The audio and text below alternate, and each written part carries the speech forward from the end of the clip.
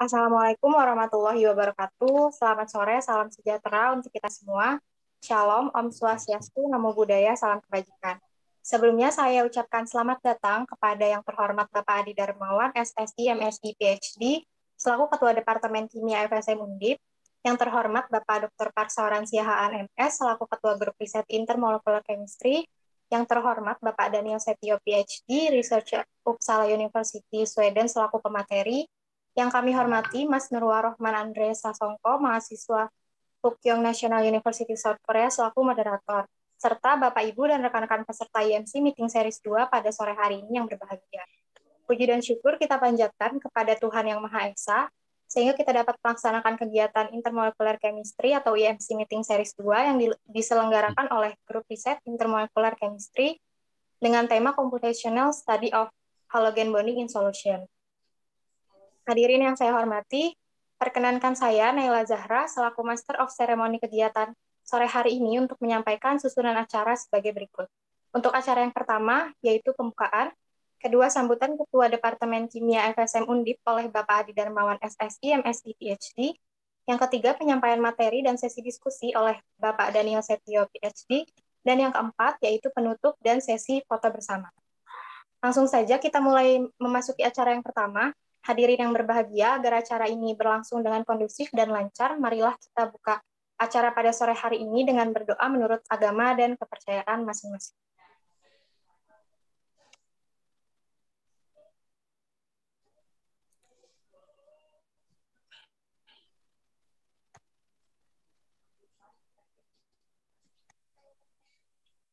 Hadirin yang berbahagia, memasuki acara berikutnya yaitu sambutan oleh Ketua Departemen Kimia FSM Undip kepada Bapak Adi Darmawan, SSI, MSI, PhD. Waktu dan layar saya persilakan. Terima kasih Mbak Naila. Assalamualaikum warahmatullahi wabarakatuh. Pertama yang saya hormati Bapak Daniel Setio, maaf kalau pronunciasinya salah, dari Uppsala University Sweden, dari Armstrong Laboratory ya. Pak Parsawaran selaku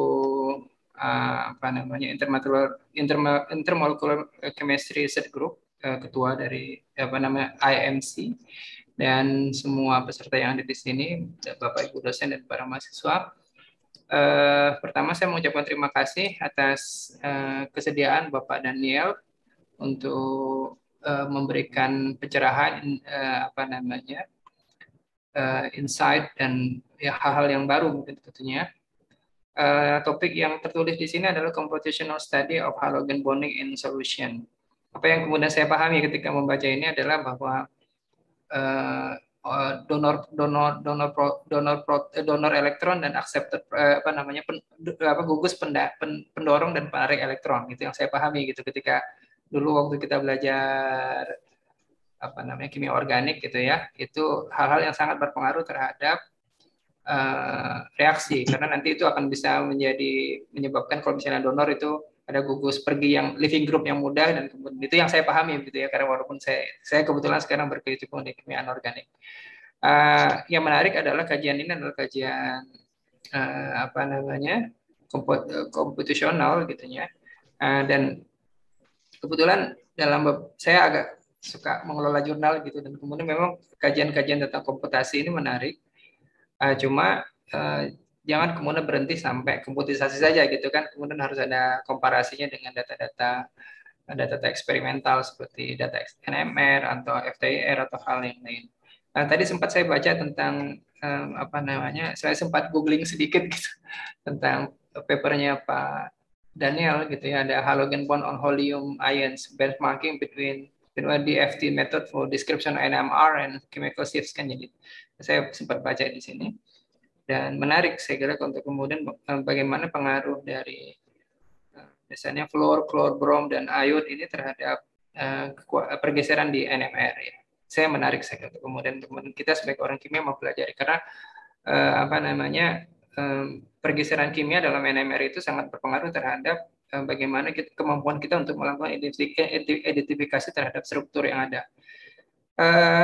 Mewakili departemen, saya menyambut baik dan kemudian dan berterima kasih sekali kepada Pak Saur selaku selaku ketua dari Intermolecular Chemistry Research Group ini, karena ini kajian grup yang sangat aktif dalam melakukan apa namanya kegiatan ini. Kan kayak ke berapa ya Pak Saur? Kedua atau ketiga ya Pak Saur?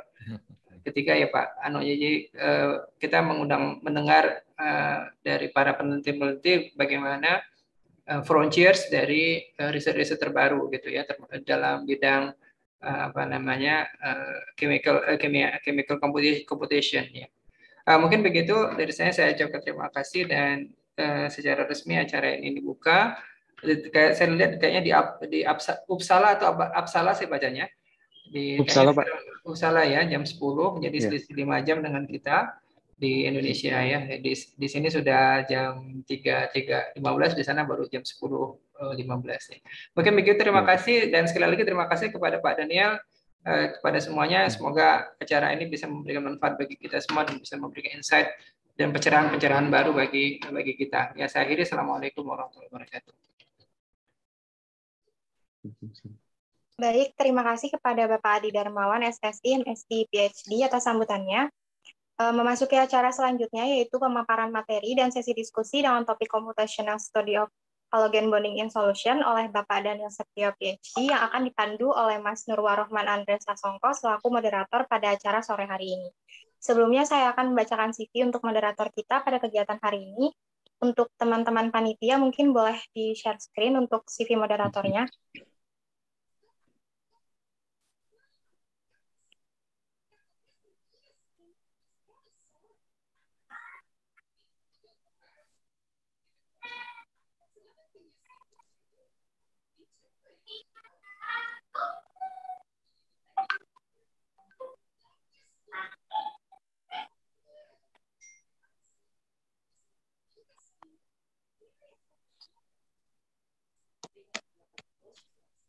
Maaf, untuk di saya belum kelihatan ya untuk share screen CV-nya.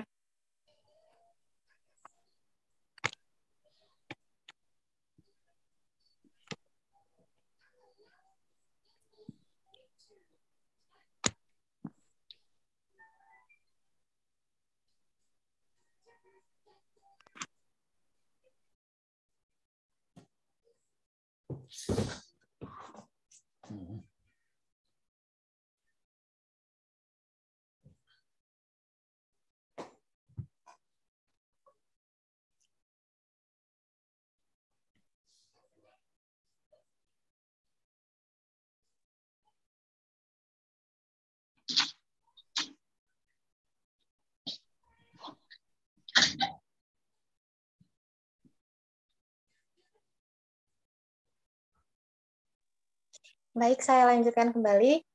Jadi untuk moderator kita pada sore hari ini yaitu Mas Nurwarohman Andres Sasongko, lahir di Kalialang Lama, Gunung Pati, Semarang, 24 Mei 1997. Beliau merupakan pernah menjadi asisten Laboratory of Analytical Chemistry sebagai UV phase operator dan produce membran for hemodialysis study, dan juga pernah menjadi asisten of computational chemistry yang mengoperasikan NWChem, GAMS, Gromex, Yasara, Autodoc, MultiWFN, Orca, Quantum, Espresso Software, dan software-software lainnya, dan pernah menjadi member of Functional Polymer Laboratory in Industrial Chemistry Department, Pukyong National University, di bidang sintesis polimer or organic compounds from small molecule, dan pernah mengikuti internship Advanced Membrane Technology Research Center di Malaysia, dan saat ini masih aktif menjadi member of Advanced Material Spectroscopy Laboratory Department of Chemistry Pukyong National University di bidang studi like matter interaction and synthesis perovskite. Dan moderator kita pada sore hari ini pernah menempuh studi S1 di Diponegoro University, dan pastinya memiliki banyak skill, salah satunya yaitu skill bahasa, bisa berbahasa Indonesia, Jepang, dan juga bahasa Inggris. Dan dapat dilihat di layar, beliau pernah mempublikasikan banyak jurnal, salah satunya yaitu Jurnal Computational Study Non-Covalent Interaction of cis-ala peptide with Alkaline Earth Metal Ions and its Conformation Change di tahun 2021 dan pernah mendapatkan banyak penghargaan seperti penghargaan First Winner National Essay Competition Festival Kreasi by Event Hunter Indonesia di tahun 2016 dan Second Winner Program Kreativitas Masyarakat Nasional Kapapet Unsud 4 di tahun 2016 juga. Mungkin tidak usah berlama-lama lagi, langsung saja kita sambut untuk moderator kita, Mas Nurwar Rohman Andre Sasongko. Waktu dan layar saya persilahkan. Baik, Assalamualaikum warahmatullahi wabarakatuh. Terima kasih para panitia yang sudah menyelenggarakan. Ini suara saya kedengeran kan? Mohon maaf, cek dulu. Terdengar, Mas. Oke, terima kasih pada panitia yang sudah menyelenggarakan yang series yang kedua ini. Dan yang terhormat Pak Adi Darmawan selaku Ketua Prodi, Pak Parsoran selaku pembimbing saya dulu, dan Pak Daniel Setio khususnya yang menjadi pembicara pada hari ini. Di sini saya akan langsung memperkenalkan pembicara kita, Pak Daniel. Saya mau share screen dulu untuk membacakan CV-nya Pak Daniel. Ya, Pak Daniel,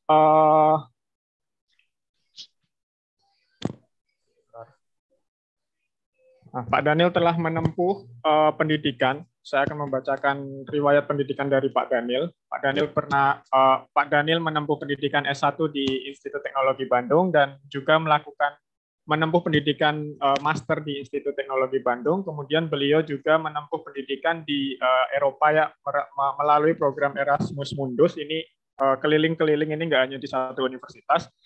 Kemudian Pak Daniel juga menempuh PhD atau S3 di bidang Theoretical Chemistry di University of Geneva, Switzerland. Pak Daniel sangat aktif.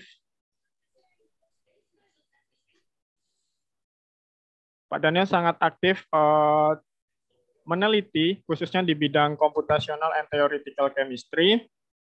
Dan saat ini Pak Daniel sebagai researcher di Uppsala University Student dan sebagai visiting postdoctoral researcher di KTH Royal Institute of Technology Sweden. Kemudian proyek yang sedang dikerjakan oleh Pak Daniel saat ini yaitu ab initio Molecular Study of Solid Liquid Interface in Lithium-Ion Batteries.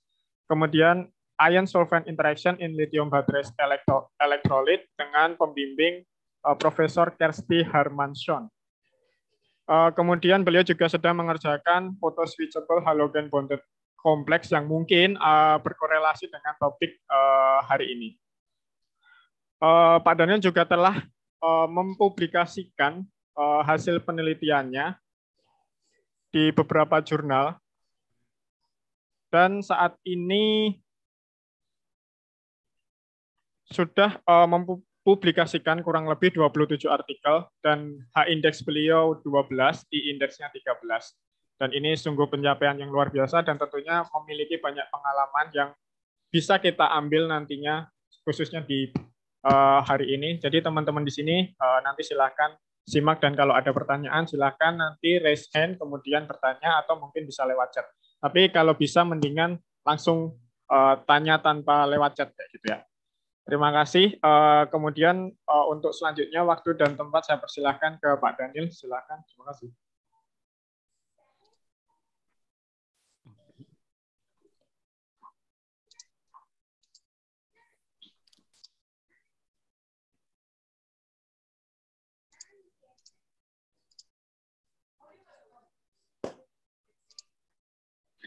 Selamat pagi semuanya yang ada di Indonesia. Terima kasih untuk Pak Adi atas kata sambutannya dan juga Pak Sauran dan Pak Nur Rahman atas undangannya untuk memberikan presentasi hari ini.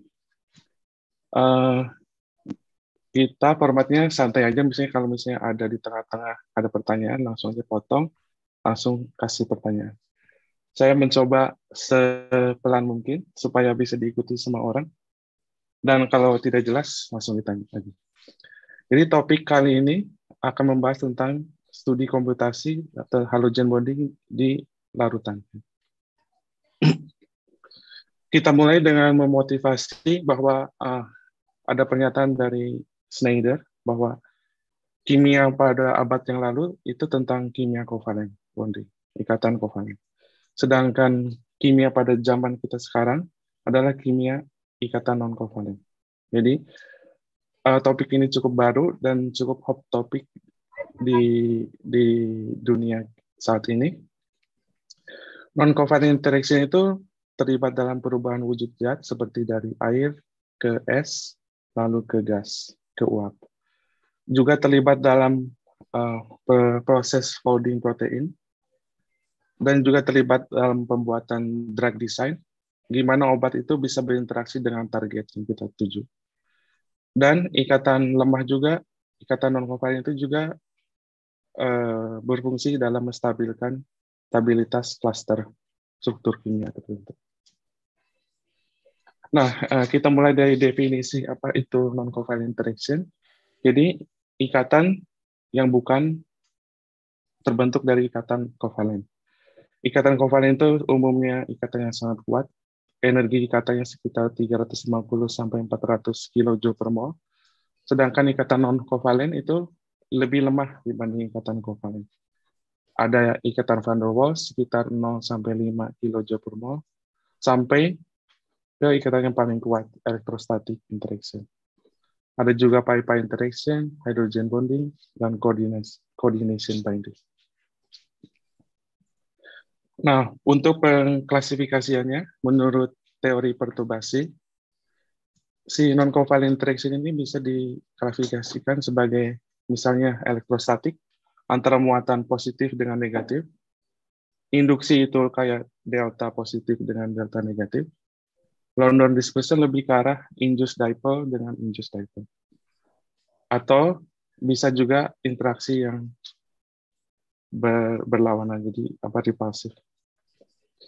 Dari jenis interaksinya bisa ada 2 body interaction atau 3 body interaction. Nah, pengelompokan menurut jenis kimia dan gugus fungsinya ada misalnya hydrogen bonding atau pi-pi interaction, atau contohnya NH pi interaction atau anion pi interaction. Nah, asal mula dari non-covalent interaction ini bisa dijelaskan melalui teori charge transfer. Adanya perpindahan elektron dari Lewis base, bahasa Lewis, ke sigma star dari ikatan yang dituju ini. Jadi adanya charge transfer dari elektron lone pair dari Lewis base ke sigma star dari ikatan tertentu. Atau juga bisa dijelaskan dengan teori elektrostatik, bahwa karena adanya gugus penarik elektron, si awan elektron yang atom tertentu terjadi terpolarisasi, sehingga ada daerah tertentu di sini yang mempunyai delta positif. Nah, delta positif ini bisa berinteraksi dengan Lewis base. Nah, kalau daerah yang bermuatan positif ini disebutnya sigma hole. Kalau ikatannya terbentuk di ikatan sigma, sebutnya sigma hole. Kalau ikatan yang terbentuk ada di pi elektron, disebutnya pi hole.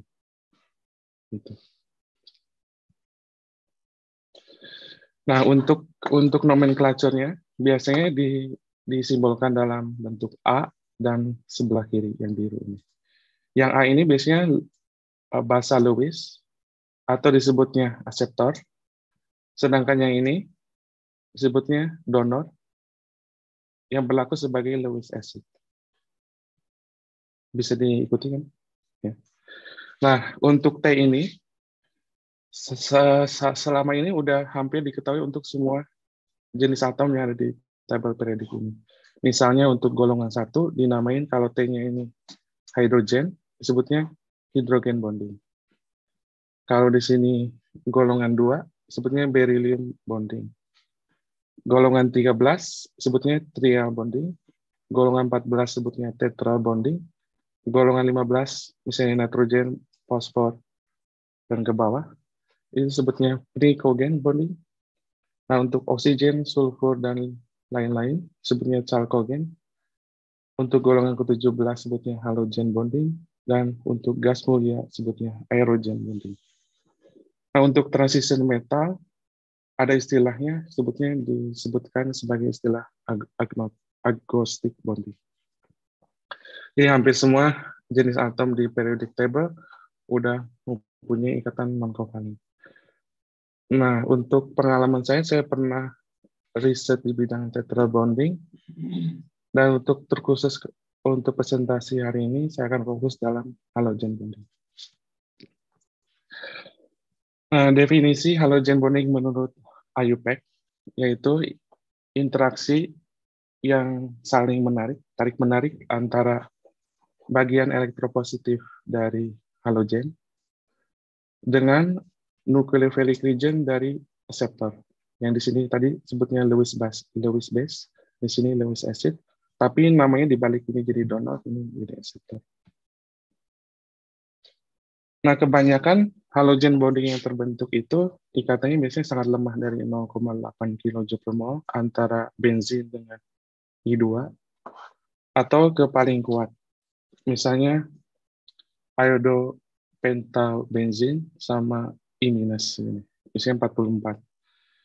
Nah, orang kimia itu biasanya lebih tertarik gimana cara membuat ikatan hidrogen ini semakin lebih kuat. Nah, salah satu caranya dengan menaikkan polarisasi dari atom. Misalnya, kalau fluorin diganti dengan klorin, ikatannya jauh lebih kuat. Jadi, fluorin ini paling lemah. Ketika diganti dengan bromin, lebih kuat lagi. Ketika diganti dengan iodin, lebih kuat lagi. Jadi, iodin ini ikatannya halogen yang paling kuat. Sampai sini juga ternyata belum puas, kita ingin lebih kuat lagi. Nah, dengan caranya dengan mengionisasi ikatan misalnya I ini dinamain dengan halonium ion. Nah, ikatan halonium ini unik karena bisa membentuk tri-center for electron bonding. Jadi, si halonium ini bisa berinteraksi dengan dua Lewis bases. Ya, Lewis bases di sini pyridine, yang kiri dan kanan.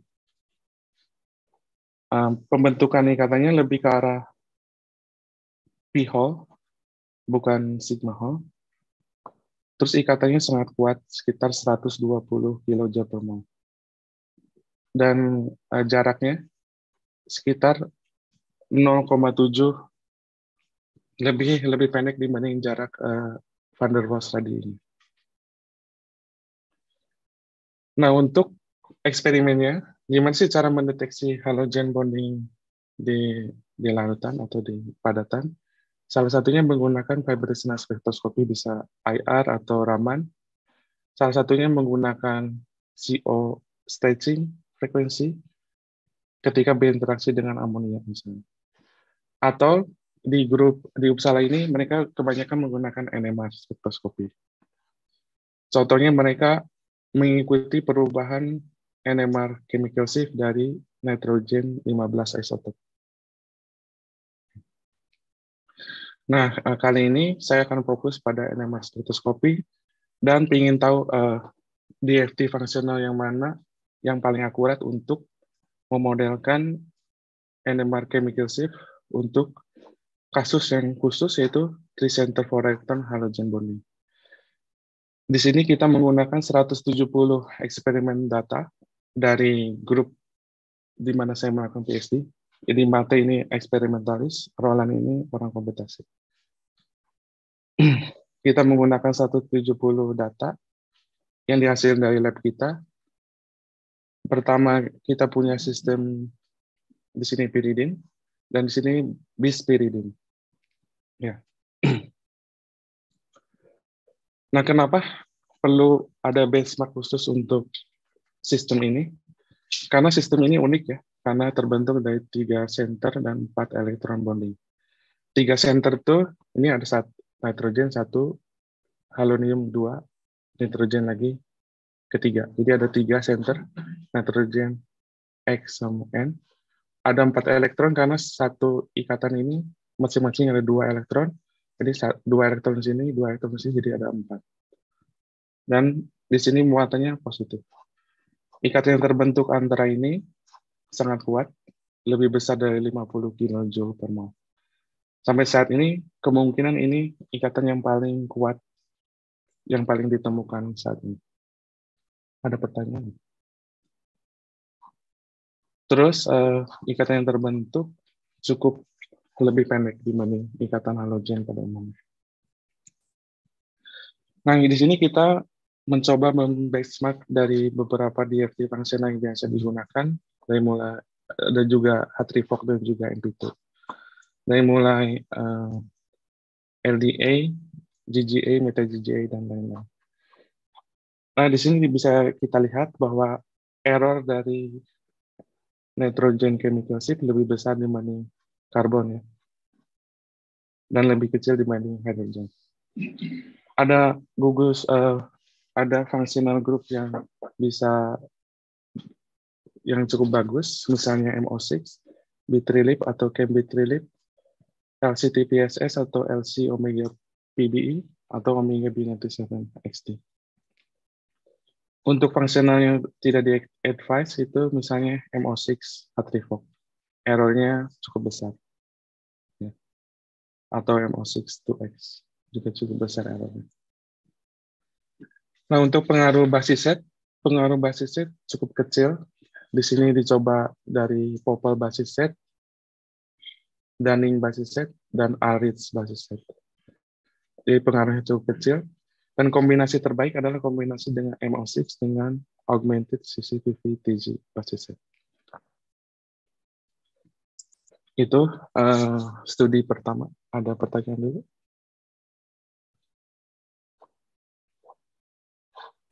Pak, izin bertanya, Pak.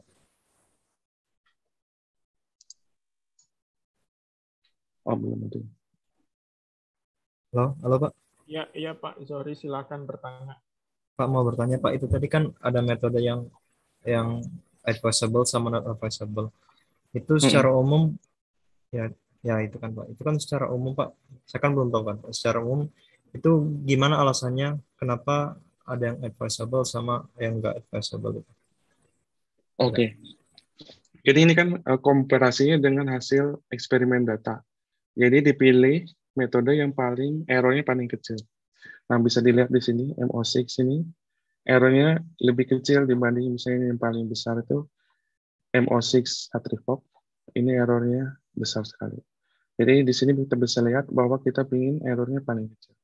Jadi metode-metode ini sebetulnya metode yang di-advise, dan yang errornya paling besar sebetulnya metode yang tidak di-advise, not advisable.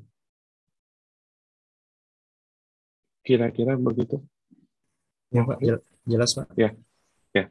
Ini dilihat dari error ketika di-compare dengan experimental data, hasil eksperimen. Oke. Nah, kita lanjut ke paper yang kedua. Jadi, ada pertanyaan lagi? Ya. Apakah ada spektra yang asli gitu ya untuk 15 nitrogen untuk NMR gitu?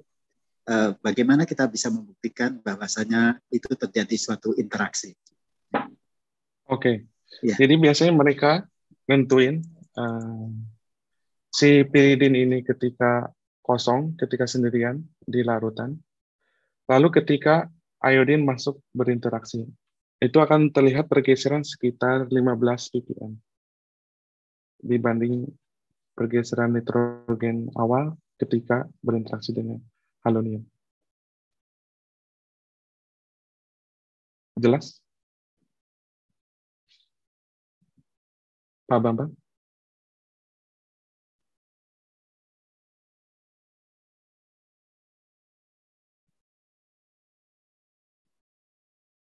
Cukup jelas ya? Pak Nur Rahman gimana? Bisa diikuti? Ya. Apakah itu apakah kita bisa membedakan antara garam amonium dengan yang ada di tulisan ini, yang gambar ini? Bagaimana kita bisa membedakan antara terjadinya interaksi seperti garam amonium gitu ya? Oke. Apakah itu berarti bukan garam amonium di sini? Oke, kan di sini kita pakai piridin. Jadi kita ukur piridin murni di larutan, misalnya 100 ppm. Jadi kan kita tahu baseline atau standarnya sekitar 100. Nah, ketika ditambahkan halogen ion, misalnya jadi 130. Oh, berarti tahu dari 100 ke 130 itu karena ada pembentukan ikatan halogen ini. Karena nitrogen di sini cuma ada satu, berarti kan udah pasti nitrogen. Kalau ada sinyal dari nitrogen, pasti itu dari nitrogen piridin. Ketika piridinnya pindah dari 100 ke 130, oh berarti kita tahu ini ada interaksi yang membuat perubahan awan elektron berpindah. Kira-kira begitu. Cukup jelas?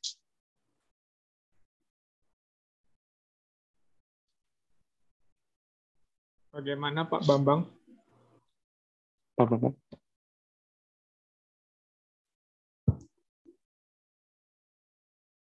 Oh, sepertinya Pak Bambang terputus.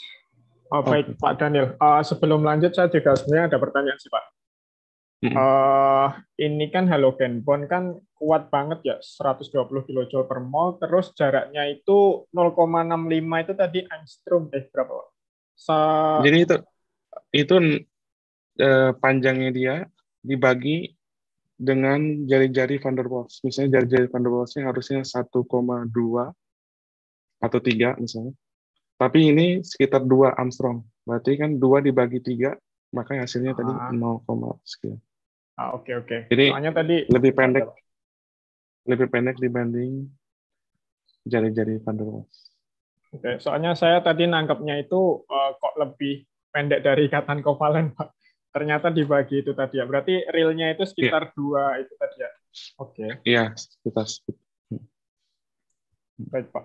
Terima kasih. Berarti yang dimaksud rasio ya? Ya, rasio betul. Oke, ya. Ya itu Andre ya, rasio. Ya. Oke, terima kasih. Ya.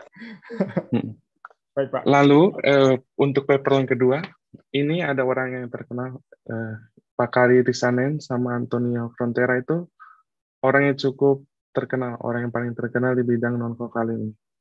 Nah, mereka baru-baru ini tahun 2021 mereka publish paper tentang bahwa adanya interaksi antara di sini silver plus 1 dengan iodinium plus 1.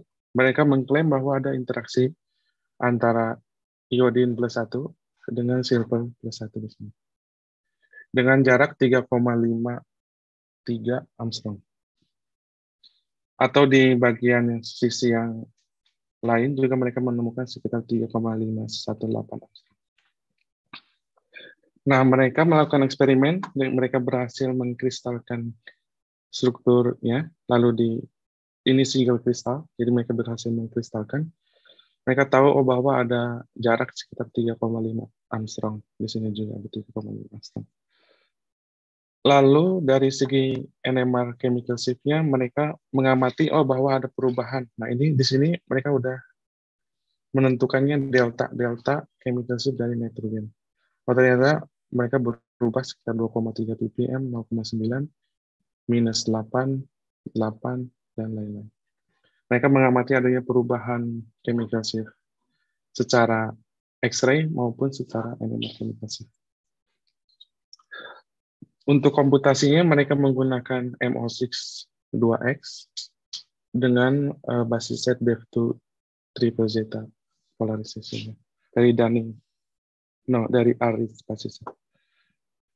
Nah, mereka di sini mereka nggak mengoptimasi strukturnya, mereka hanya mengambil dari struktur kristal yang ada di padatan langsung dihitung. Jadi nggak ada optimasi, jadi cuma single point kalkulasi. Lalu mereka menggunakan NCI plot atau reduced density gradient, bahwa mereka menunjukkan bahwa adanya interaksi antara iodine plus sama silver plus di sini dengan adanya daerah hijau berarti ikatannya cukup lemah. Atau dengan menggunakan QTEM, quantum theory atom in molecule. Kalau ada bond path itu yang gambar yang putih-putih warna kuning ini. Lalu ada bond critical point yang warna merah. mereka mengklaim bahwa menurut teori ini kemungkinan ada ikatan antara iodine plus sama silver plus. Lalu dari NBO analysis juga mereka menunjukkan bahwa adanya charge transfer dari silver ke iodine. Nah, tapi di supporting information mereka ini yang positif ditaruhnya di main manuskrip, yang negatif mereka diumpetin di supporting information bahwa interaksi antara silver sama iodine plus ini ternyata repulsif. Dari energi diam komposisinya juga repulsif. Lalu muatannya sama-sama positif. Kan kita tahu kalau positif dan positif pasti saling tolak-menolak dari hukum fisika. Lalu mereka bilang di supporting information bahwa the main stabilisasi dari kompleks ini adalah pi-pi interaction. Lalu kita bertanya-tanya grup di sini, apakah benar ada interaksi antara silver plus dengan iodine plus ini di larutan? Nah, kita mulai melakukan investigasi ulang. Mereka hanya menggunakan X-ray structure tanpa optimisasi. Kita lakukan optimisasi menggunakan PCM di chloromethan. Hasil optimisasinya itu optimize, jadi tidak ada imaginary frekuensi ketika dioptimize, bahwa struktur ini yang stabil di larutan. Lalu kita juga menggunakan QTEM analisis. Oh, ternyata benar ada bond path dan ada bond critical point di sini. Dan juga NCI analisis menunjukkan adanya interaksi lemah antara silver dan iodine. Dan juga beberapa analisis lain seperti IgM, van der Waals surface, DORI atau AIRI, semuanya menunjukkan bahwa adanya ikatan lemah antara silver dan iodine di sini. Lalu kenapa kita tidak bisa mengobserv ikatan silver sama iodine ini di larutan? Seperti kita ketahui, gimana sih orang-orang menghitung energi interaksi adalah energi interaksi antara kompleks dikurangin energi masing-masing isolated fragment. Jadi menggunakan energi ini dikurang energi ini dikurang energi ini. Nah, ini kita menggunakan beberapa, misalnya MP2, B3LIP, Omega B97, MO62X, dan juga couple cluster, di mana couple cluster ini energinya paling akurat, mencapai chemical akurasi sekitar 1 kilokalori per mol. Dilihat di sini bahwa energi interaksi di sini semuanya menunjukkan bahwa interaksi ini possible ya, dari energinya.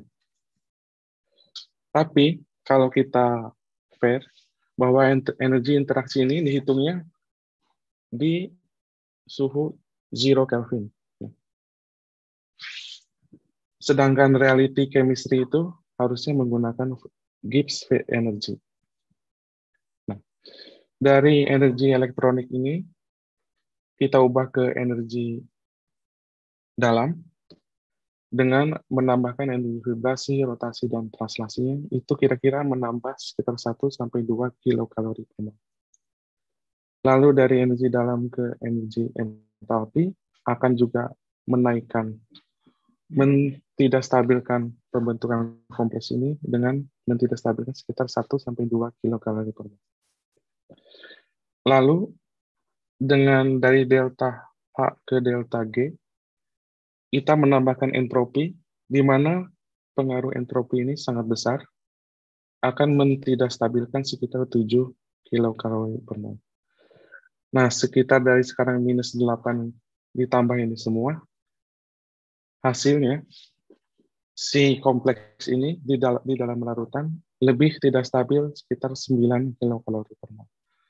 Kalau kita menghitung Boltzmann populasinya, itu sekitar hampir 100% populasinya mereka akan lebih prefer terisolasi masing-masing, tidak terdapat dalam bentuk kompleks.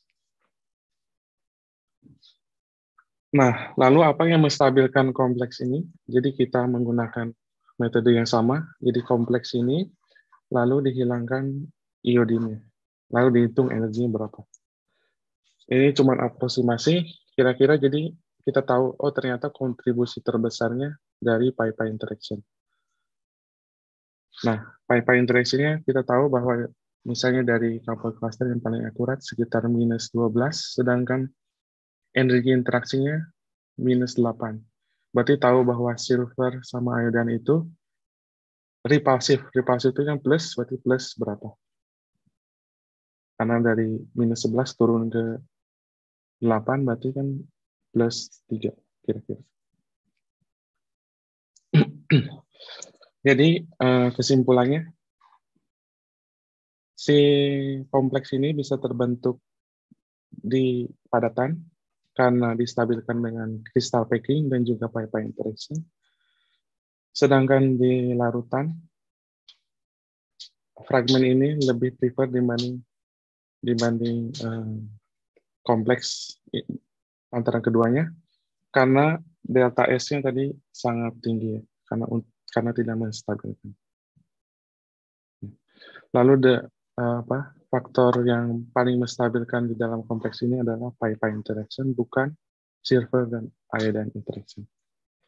Nah, hasilnya paper yang pertama itu ditarik ulang, di reflected, dan kita mempublish koreksi. Gitu.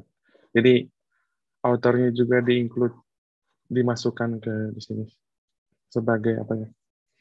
Sebagai etika. Gitu. Begitu. Ada pertanyaan?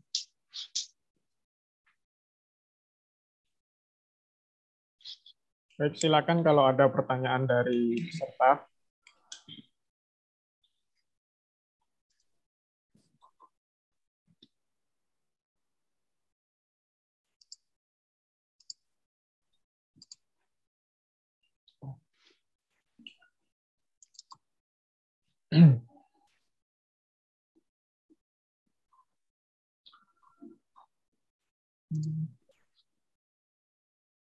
Kalau tidak ada, mungkin saya yang bertanya. Ya. Pak Daniel, jadi kalau apa namanya? Ini tadi kalau efek interaksi ini kalau semisal di solid state itu udah pernah dikaji belum? Atau Belum pernah dikaji? Belum, ya? karena kita fokusnya di larutan di sini, bahwa gitu ya. kompleks ini di larutan itu tidak terbentuk. Nah, kenapa sih orang ini mengklaim ada? Kalau kita perhatikan bahwa ini, mereka mengamati adanya pembentukan pergeseran dari chemical substance nitrogen ini. Ternyata hasil investigasi kita, ternyata mereka ada uap air yang berinteraksi dengan nitrogen di sini. Jadi mereka tidak melakukan eksperimen dengan tepat. Ketika kita diuji ulang di lab kita, ternyata nggak ada pergeseran. Jadi harus hati-hati juga. Itu karena secara eksperimental ya, Pak. Paham. Iya, jadi mereka melakukannya tidak pakai glove box. Udah pernah lihat glove box, jadi kayak robot gitu. Jadi, di situ udaranya inert harus pakai nitrogen, misalnya helium atau nitrogen gitu. Oh bentar Pak, itu berarti maksudnya yang ngukur NMR-nya dalam kondisi inert di dalam glove box atau preparasinya? Preparasinya mereka yang enggak betul. Jadi ada uap air yang masuk. Jadi hasil pergeserannya itu disebabkan karena uap air itu, bukan karena interaksi ini. Ya, cukup fatal. Ada orang yang terkena. Pak Daniel? Ya. Interaksi juga mungkin. Interaksi namanya, tapi dengan uap air ya. Jadi bukan dengan air. Iya. Nah, jadi interaksi tapi tidak dengan yang tadi itu ya, yang merah itu. Iya. Iya, tapi dengan uap air ya. Oke, terima kasih. Iya. Iya, betul, Pak. Ya. Apakah dari peserta ada pertanyaan? Mungkin Baik, Pak. Kalau nggak ada mungkin bisa dilanjut dulu, Pak Daniel. Ya, tunggu. Ternyata ini file saya yang di Dropbox semalam nggak sinkronis. Jadi Oke. harus ganti komputer. Bentar. Baik, Pak. Biasanya langsung sinkronis, tapi kan padahal semalam jam 11.30. Baik, Pak. Ya.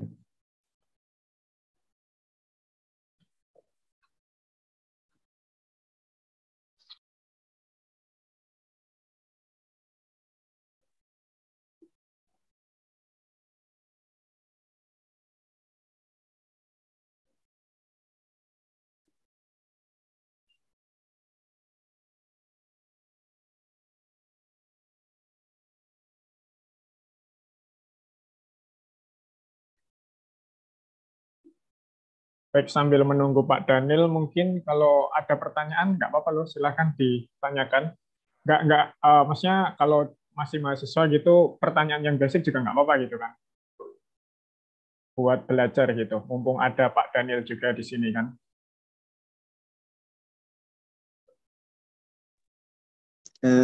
Mungkin sambil ini ya, apa namanya? Ya, Saya Pak juga Bambang. mau belajar ini. Contohnya tadi kebanyakan aromatik ya, Pak Daniel.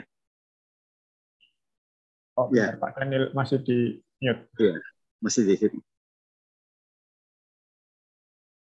Contoh-contohnya semuanya aromatik ya.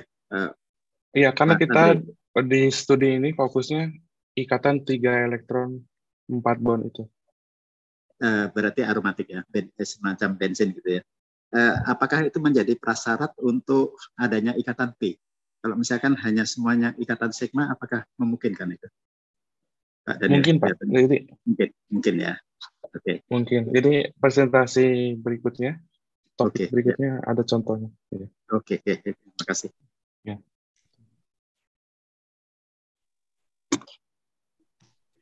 Jadi ada 2 akun saya nih.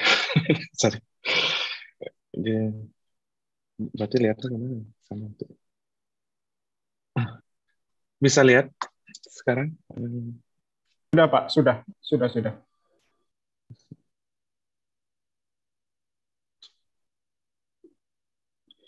Lalu berikutnya, studi yang ketiga, ini gimana cara mendeteksi halogen bonding dengan menggunakan skala coupling konstan, jadi J coupling.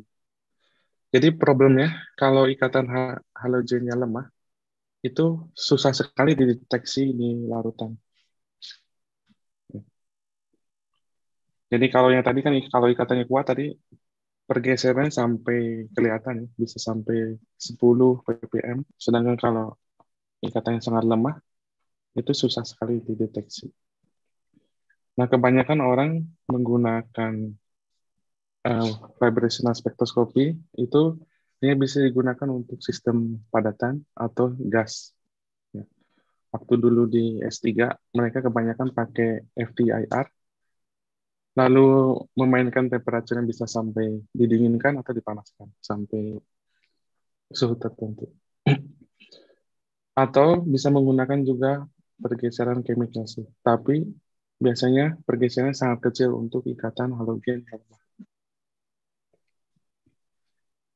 Nah, di studi ini tujuan kita adalah mencari tools baru untuk mendeteksi halogen bonding di larutan. Karena tadi chemical shift ini biasanya sangat kecil, kita biasanya ragu apakah ini dari pengotor atau dari interaksi itu. Jadi salah satu toolsnya kita menggunakan coupling konstan. Di sini kita menggunakan 31 kompleks, terdiri dari ini piridin, ini senyawa alifatik. Jadi ada aromatik sama alifatik. Nah, tadi pertanyaannya tadi, ini contohnya alifatik, kita menggunakan senyawa alifatik dan juga aromatik. Sekitar 31 kompleks. Nah, bisa kita lihat ini hasil eksperimen di lab kita, bahwa ternyata coupling konstan untuk posisi orto, meta, dan para ini berkorelasi dengan kekuatan donor dari basa di sini. Jadi kita memvariasikan basanya dan memvariasikan halogen bond donornya, bahwa adanya korelasi dengan kekuatan basanya. Dan juga untuk posisi alifatik, untuk posisi decoupling alfa dan beta juga terlihatnya bahwa untuk posisi alfa lebih kuat dan juga beta lebih tidak kuat. Nah, untuk yang tadi itu hasil eksperimen.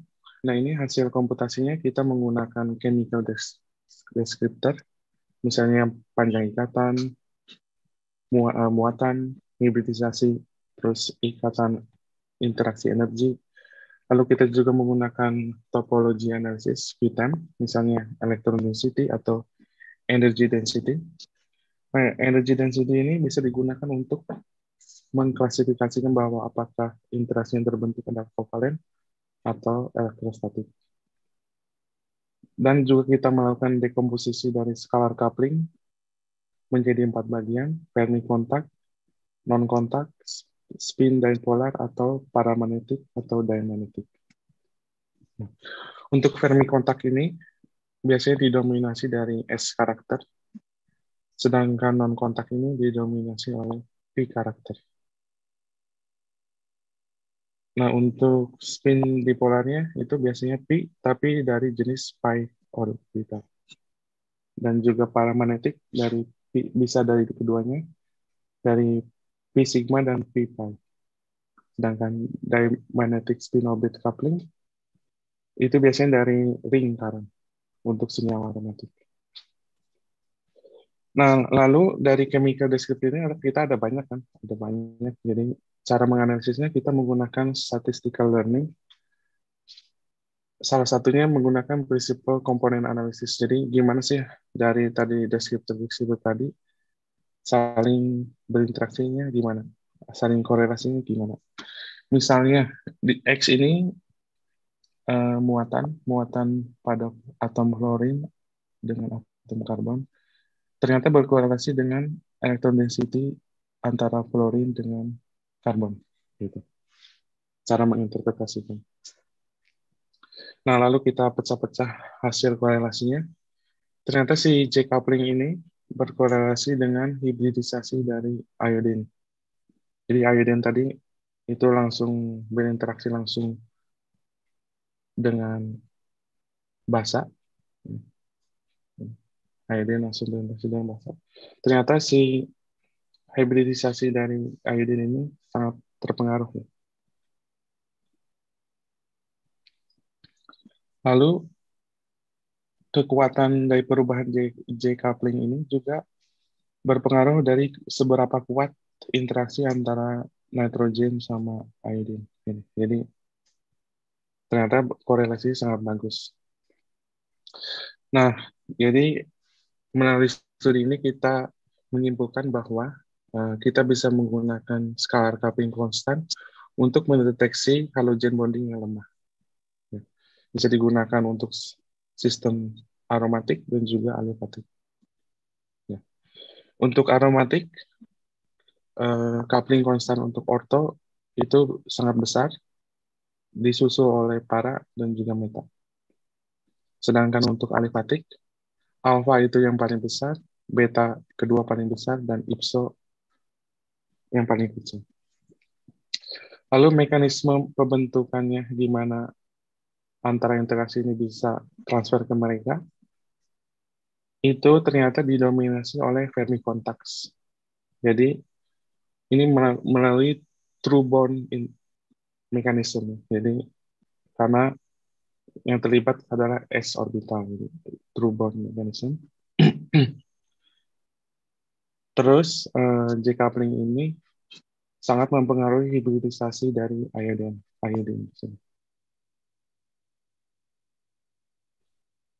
Lalu kita juga bisa membuktikan bahwa scalar coupling konstan ini berkorelasi dengan seberapa kuat ikatan yang terbentuk. Begitu. Ada pertanyaan? Pak, mungkin bisa dijelaskan yang coupling konstan. Itu kalau coupling konstannya lebih besar sama lebih kecil, itu gimana Pak bedanya Pak? Menyatakan Jadi,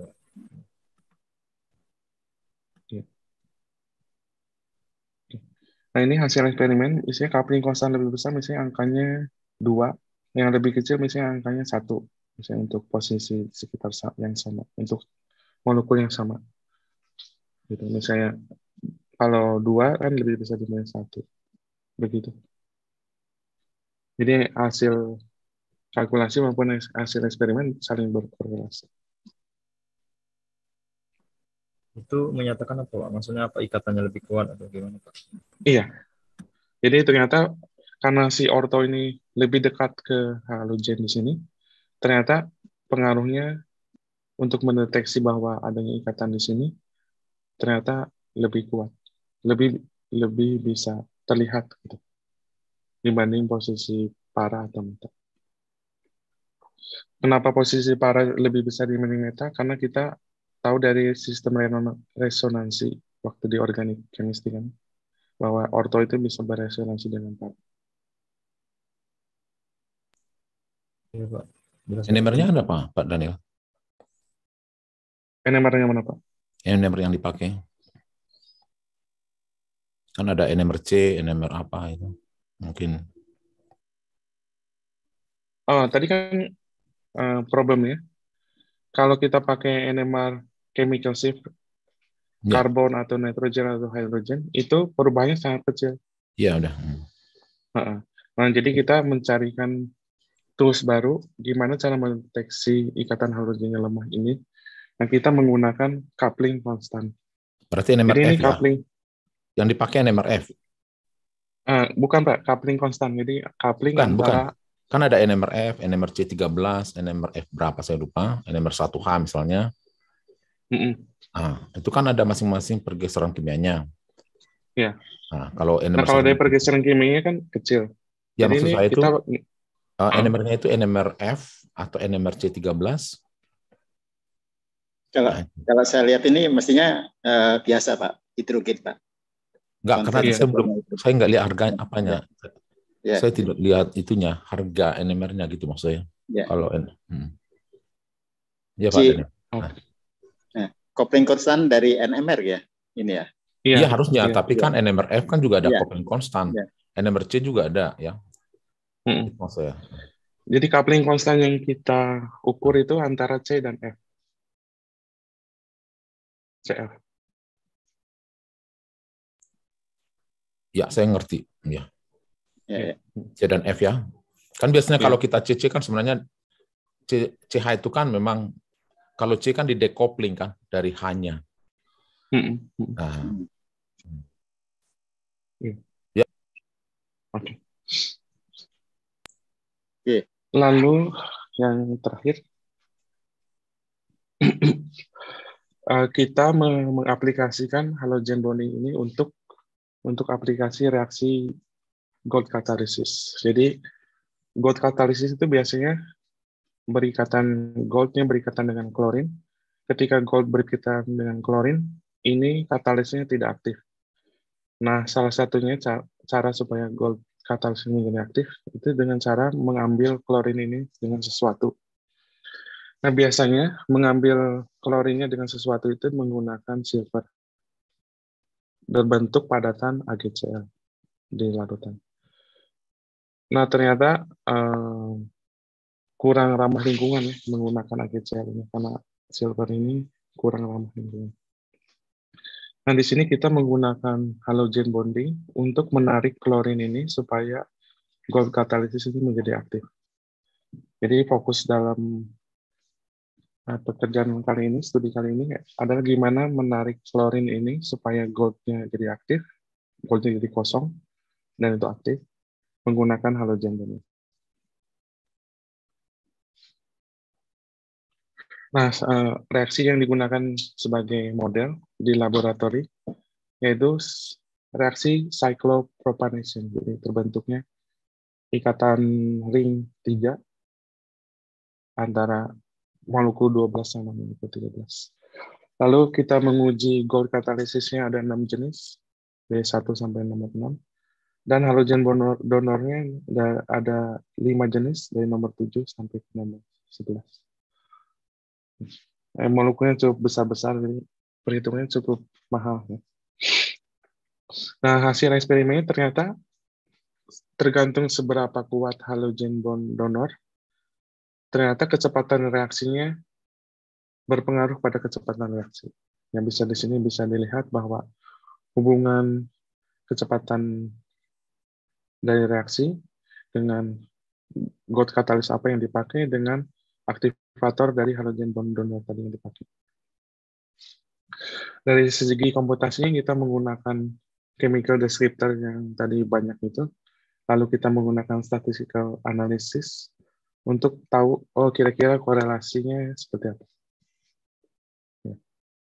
Ternyata dari hasil eksperimen ataupun hasil komputasi kita tahu bahwa kecepatan reaksi itu berbanding lurus dengan kekuatan halogen bond donor. Jadi kalau semakin kuat halogen bond donornya narik klorin, tadi kan klorin ada nempel sama gold. Kalau semakin kuat klorinnya ditarik sama halogen bond donor, kecepatan reaksinya semakin kuat. Begitu. Lalu untuk reaksi mekanismenya, kita tahu bahwa ketika si klorinnya ditarik sama halogen ini yang sebelah kiri ada animasinya, itu ternyata step yang paling energi aktivasinya paling tinggi, sebutnya rate determining step. Ya, bisa dilihat juga dari sini. Okay. Lalu kita juga mencoba beberapa konformasi, kemungkinan konformasi. Ini contohnya, kalau konformasinya seperti ini, berapa energi aktivasinya. Jadi ketika kita submit referensinya mengusulkan atau meminta bahwa kita mengeksplor semua kemungkinan konformasi dari transition state tadi. Oke. Jadi take home message dari presentasi saya hari ini, gimana sih cara mendetek non-covalent interaction? Kita bisa menggunakan vibrational spektroskopi, misalnya IR atau Raman, atau kita bisa menggunakan NMR spektroskopi seperti chemical sieve,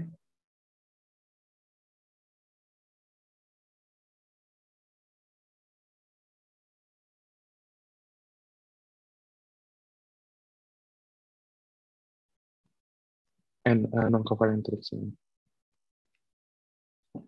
Untuk dari segi komputasinya, untuk non-covalent interaksi yang lemah, ada 3 fungsional yang cukup populer, yaitu Bitrilib dengan menggunakan empirical dispersion correction, MO6-2X, atau Omega B97X. Tetapi untuk ikatan non-covalent interaksi yang kuat, seperti Tricenter Folleton tadi, MO6 lebih bagus dibanding MO6-2X. Dan basis set yang digunakan minimal harus triple zeta quality. Ya.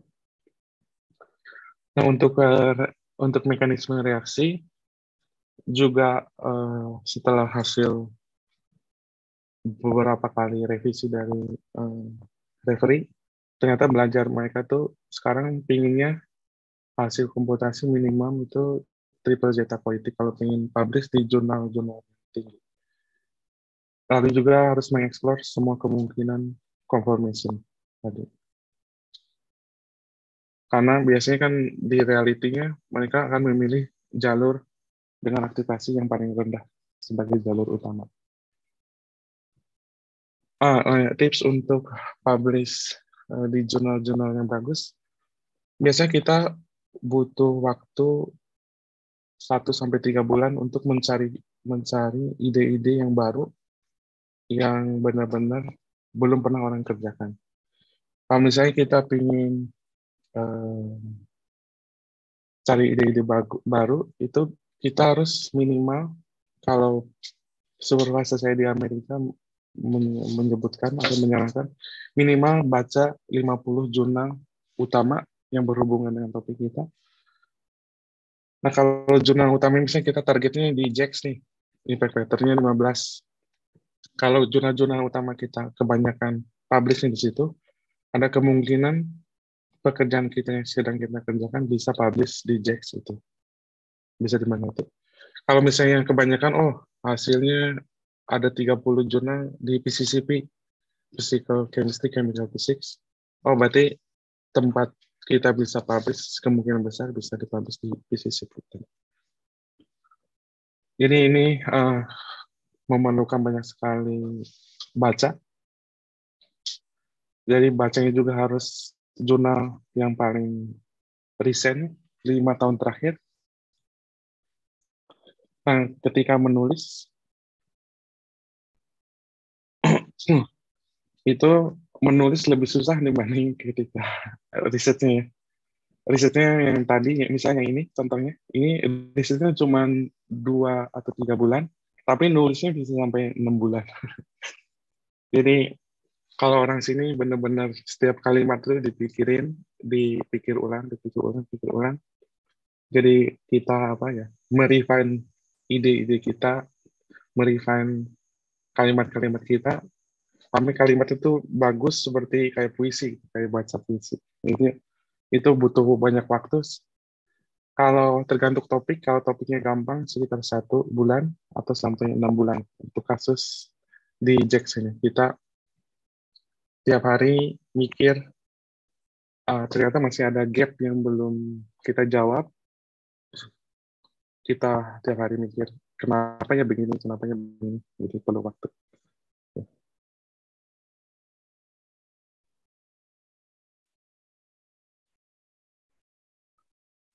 Halo.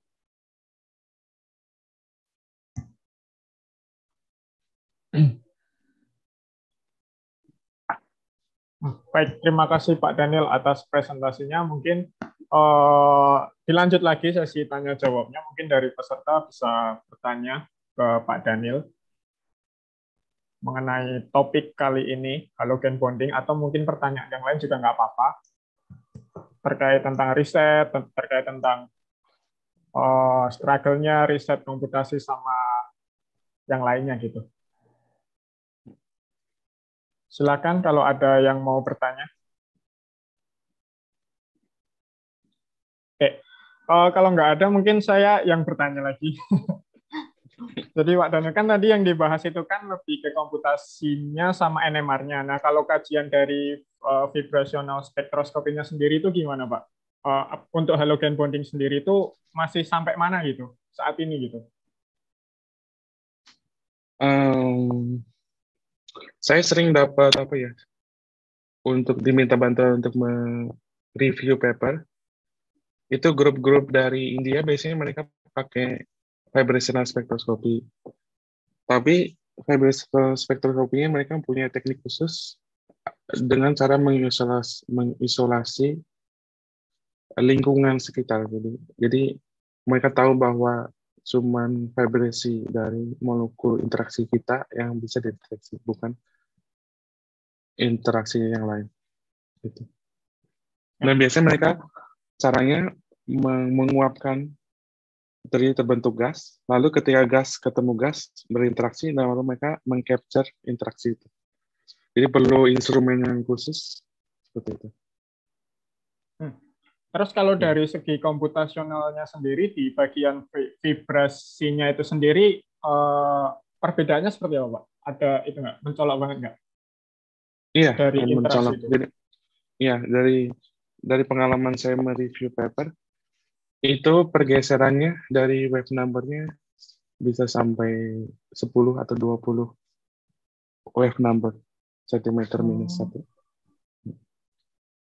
Untuk ikatan yang cukup itu. Menarik. Soalnya ini saya di Korea juga sedang fokusnya tuh di vibration spektroskopi kan Pak. Saya mainan Raman dari ultra low sampai high frequency, dari dari low temperature sampai hot temperature. Kemudian kita juga masih mencoba untuk masukin proposal mengenai yang tadi yang fase gas itu sih, cuman masih belum ada pengumuman terkait itu. Nah, mungkin ini salah satu topik yang mungkin bisa menarik untuk dikerjakan nantinya. Karena ya itu tadi makanya saya bertanya sampai mana gitu kalau di vibrational spektroskopinya gitu. Mungkin dari teman-teman apakah ada pertanyaan lagi sebelum saya tutup karena sudah 1 jam lebih kita meeting hari ini. Izin bertanya. Oh ya, silakan. Pak Daniel, saya mau tanya, kebetulan kan saya masih mahasiswa S1 dan saya sendiri itu merasa belum terlalu terekspos dengan kimia komputasi ini. Nah, bisakah mungkin Pak Daniel mungkin bercerita dari pendidikan latar belakang S1 dulu sampai S2, S3 itu esensi, maksudnya yang paling penting, yang paling fundamental untuk dipelajari. Mungkin kalau saya misalnya berminat untuk nanti lanjutkan studi di komputasi itu dipersiapkan seperti apa Pak? Apa harus belajar programming atau apa seperti apa? Minta sarannya dari Bapak. Jadi untuk kimia komputasi ini sebenarnya bidang yang cukup sulit ya, karena mencakup interdisciplinary. Jadi untuk bisa benar-benar ahli di bidang ini, pertama kita harus bisa programming minimal.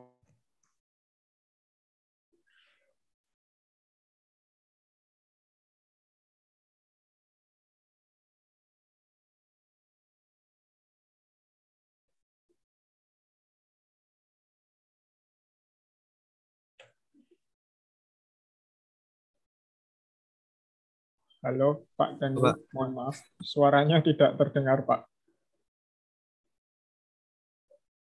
Halo. Putus sepertinya Pak Daniel. Iya, sepertinya. Sebentar. Oh baik, sambil... Halo Pak Daniel, apakah sudah bergabung lagi? Halo? Iya Pak. Tadi terputus Pak.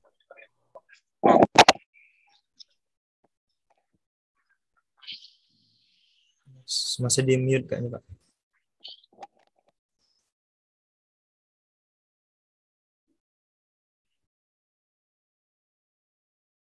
Sudah nggak mute sih Pak, cuman nggak ada suaranya. Belum ada suaranya.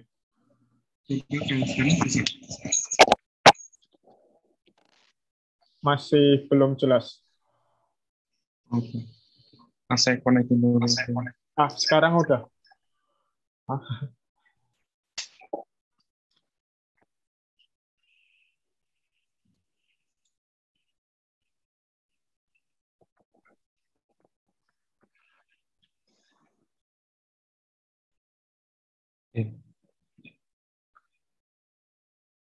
Bisa dengar? Sudah Pak.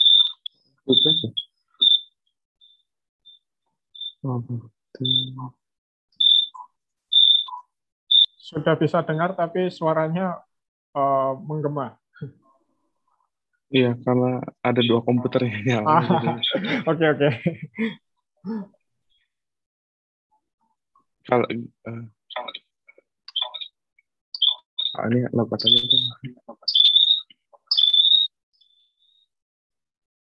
Ya. Harusnya sekarang nggak ada feedback. Iya, sudah nggak ada feedback.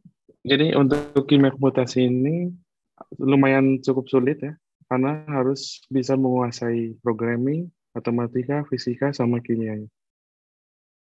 Ya. Itulah kenapa saya ngambil master lagi 2 kali. Karena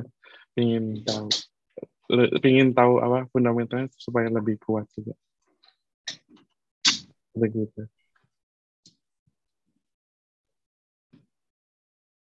Baik, gimana Mas Yohri? Apa ada pertanyaan lagi? Jelas Pak kayaknya. Iya. Oke. Mungkin dari yang lain, apakah ada pertanyaan dari mahasiswa mungkin? Menurut saya belum jelas. Pak Daniel itu memang bicaranya itu sangat sedikit ya. Jadi mungkin saya membantu aja deh. Ilmuwan. Ya, Pak Daniel dulu sama dengan saya di ITB. Dia S1 dan dia apa namanya Pak Daniel yang double degree ya? Double degree. Ya, jadi biasalah karena itu udah capek. Tadi kan kerjanya tiap hari kan baca jurnal itu. Bayangkan 50 jurnal harus dibaca. Jadi Pak Daniel ini kan eksperimen dan komputasi dulu ya, Pak Daniel ya. Iya, dulu S1-nya. Jadi S1-nya dia dua-duanya dikerjakan. Mana tadi Johri nih? Halo Johri. Kamu dari Kimia Undip ya? Saya dari Bengkulu, Pak. Oh, dari Bengkulu. Wah, ya, jauh jarang, kali. Pak. Jadi Daniel ini ya saya laki saksiannya, dia kan nggak mungkin lah bersaksi tentang dirinya sendiri ya. Ya. Daniel itu memang orang hebat lah menurut saya. Orang hebatnya begini, dia kombinasikan eksperimen dengan teori pada waktu di ITB. Ya, di samping memang dia rajin dan dia punya base yang kuat. Sampai kami di komputasi itu berlomba-lomba. Dia pakai hitung 2, kami baru 1. Terus kami kill lah si Pak Daniel ini. Karena Pak Kakak bilang harus satu-satu ya Pak Daniel ya. Iya. Dan beruntungnya si Daniel ini bisa melanjutkan ke Groningen dulu Pak Daniel ya. Iya. Ke Groningen ya. Nah, itu. Tapi dia masih muda waktu itu, nggak seperti saya. Saya kan sudah tua waktu itu, ya. Sehingga saya tidak mungkin lagi seperti Pak Daniel belajar lagi ke komputasi, ya ke program ya Pak Daniel ya. Ya, sehingga saya mendalami lebih ke kimia fisiknya, ya seperti itu. Nah, saya mengatakan memang apa yang dikatakan Pak Daniel ada seperti kelambatan lah ketika kita tidak mengerti program tadi. Ya, apalagi ini kami rasakan sekarang. Ya, ada banyak skrip ya. Nah, jadi Pak Daniel menurut saya dia gunakan kesempatan itu dengan baik ya. Ya, jadi akan ada hambatan ketika kita tidak tahu program itu, dan itu yang saya alami. Tapi karena saya tidak mungkin lagi, meskipun waktu S1 kami dulu dengan Pak Bang ini, saya pernah dulu bahasa Fortran dulu waktu S1. Tetapi waktu itu kan belum ada komputasi, sehingga tidak terpakai kan, jadi nggak ada pikiran. Nah, kalau balik lagi nggak mungkin. Jadi memang benar kesalahannya Pak Daniel itu. Tetapi di kuantum pun kan berat ya Daniel ya? Iya, berat. Ya, karena dihitung itu persamaan kuantum, jadi bukan persamaan kelas yang dihitung, itu masalahnya. Jadi tadi itu kan orbital kan sebenarnya yang dihitung. Jadi ada tadi simbol-simbol basis set ya. Kalau kita kan tahunya orbital 1s, 2s, 3s kan. Tadi kan Pak Daniel nggak ada cerita itu lagi. Itu sudah digabung menjadi suatu fungsi yang disebut namanya basis set dan beragam. Nah, saya pikir begitu ya. Terima kasih atas pertanyaannya yang bisa menginspirasi yang lain juga. Dan di sini ada contoh Pak Daniel. Kalau saya lihat Pak Daniel itu sebenarnya sudah sampai ke mengklarifikasi Pak Daniel ya, proving ya, membuktikan ya apakah memang basis set ini dibandingkan eksperimen. Kalau di grup kami belum seperti itu ya, masih jauh dari itu. Ya itulah sebabnya mungkin Pak Daniel kita undang. Saya pikir begitu komentar saya. Karena Pak Daniel ini adalah low profile, jadi dan yang jelas tadi aku aja lihat 50 paper dibaca. Ya, begitu Pak Daniel ya, saya membantu aja ya, karena kita dulu satu ruangan, mungkin sangat perlu untuk membantu Johri ini. Demikian apa? Nggak tahu mau ditambah lagi Pak Daniel, tapi saya kembalikan lagi kepada Andre sebagai moderator. Terima kasih. Baik, terima kasih Pak Parsauran. Untuk peserta yang lain, apakah ada yang mau ditanyakan lagi, atau mungkin dari Pak Daniel ada yang mau ditambahkan? Cukup ya? Oke, karena sudah memasuki akhir acara dan presentasi dari Pak Daniel sudah selesai dan sudah tidak ada lagi pertanyaan, saya akan mengembalikan acara ini ke MC, ke Naila. Silakan Naila dipandu lagi acaranya. Terima kasih. Baik, terima kasih kepada Pak Daniel atas penyampaian materi serta sesi diskusi, sehingga kita mendapat pengetahuan baru mengenai topik yang disampaikan pada hari ini. Saya juga mengucapkan terima kasih kepada Mas Nurul Rahman Andre yang sudah memandu penyampaian materi dan sesi diskusi pada hari ini. Untuk acara selanjutnya yaitu closing statement yang akan disampaikan oleh Bapak Dr. Parsauran Siahaan MS selaku Ketua Grup Riset Intermolekular Chemistry. Kepada Bapak Parsauran Siahaan, waktu dan layar saya persilakan.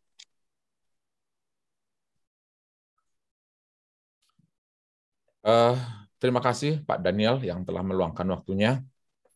Persahabatan kita yang dulu ternyata tetap terikat sekarang. Dan Pak Daniel sekarang diminta oleh pembimbing yang dulu, namanya Pak Abdul Qadir, menjadi satu tim besar di dalam mengembangkan namanya CMMD ya Pak Daniel ya, saya lupa. CMMD. tempat tidak lagi memisahkan kita karena semua berkomunikasi dengan secara online. Sekarang ada grup, dan Pak Daniel itu termasuk kontributor di bidang, kalau nggak salah, yang utama ya Pak Daniel ya. Kalau kami kayaknya di bidang membaca-baca aja, jadi menunjukkan nanti apakah ini berjalan dengan baik atau tidak. Dan mudah-mudahan nanti juga Andre bisa terlibat juga, meskipun kamu sekarang baca eksperimen. Karena apa? Selalu saya share ini. Dan ini adalah niat baik yang luar biasa menurut saya, dari Pak bimbing kami namanya Pak Kakak, ya, dan sangat luar biasa mereka men-sharing ilmunya. Ya, saya pikir begitu. Jadi terima kasih Pak Daniel atas waktunya, jangan bosan-bosannya. Karena bangsa ini memang harus, karena bangsa ini bangsa yang besar, tapi harus kita buktikan dengan bangsa yang besar tadi, dan itu juga telah dibuktikan oleh Daniel dengan kawan-kawan sebagai diaspora Indonesia.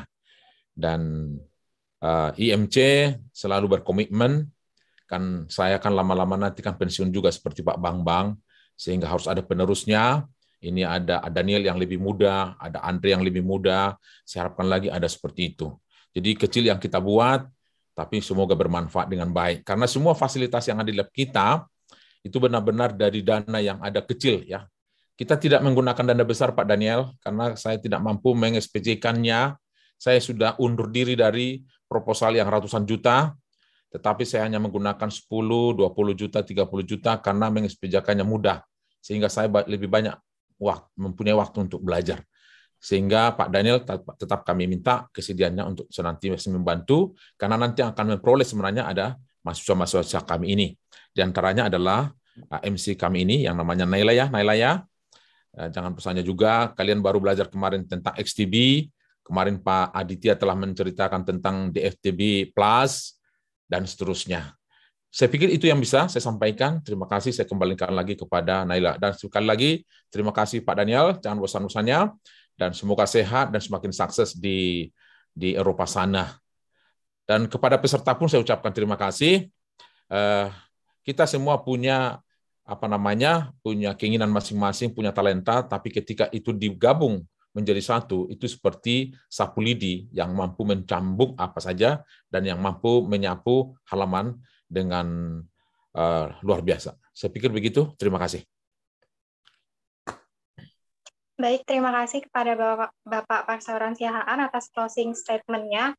Bapak, Ibu, dan rekan-rekan yang kami hormati, sampailah kita di penghujung acara. Sebelum menutup acara, izinkan kami mendokumentasikan kegiatan pada sore hari ini. Mohon Bapak, Ibu, dan rekan-rekan peserta untuk mengaktifkan fitur kameranya.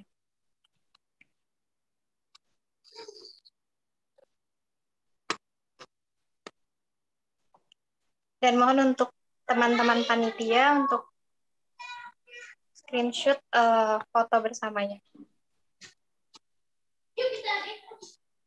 Merci beaucoup, Pak Daniel. Derian. Derian. Bukan saya loh.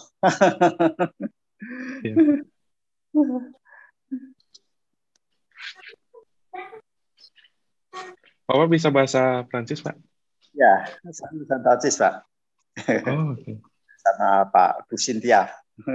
Oh, oke. Okay. Ya, Bu Cynthia. Itu S3-nya di Prancis ya? Ya, S3-nya Prancis. Dari École Nationale de Chimie, Montpellier. Yeah.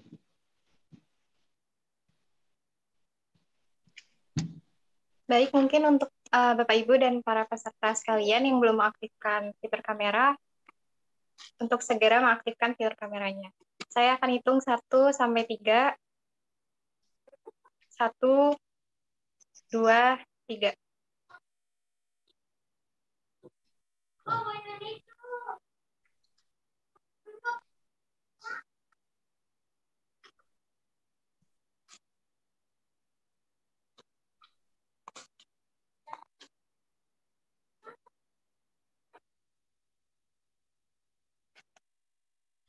Baik, Bapak, Ibu, dan rekan-rekan yang kami hormati, akhirnya sampailah kita di penghujung acara. Saya ucapkan terima kasih kepada Bapak Daniel selaku pemateri, Mas Nurul Rohman Andreas selaku moderator, dan rekan-rekan peserta atas partisipasinya dalam kegiatan sore hari ini. Saya selaku MC mewakili panitia dan seluruh penyelenggara acara ingin mengucapkan permohonan maaf apabila ada kesalahan dan kekurangan selama acara berlangsung. Sampai jumpa di acara kegiatan intermolecular chemistry meeting series berikutnya. Saya selaku MC mengucapkan terima kasih dan pamit undur diri. Selamat sore. Wassalamualaikum warahmatullahi wabarakatuh.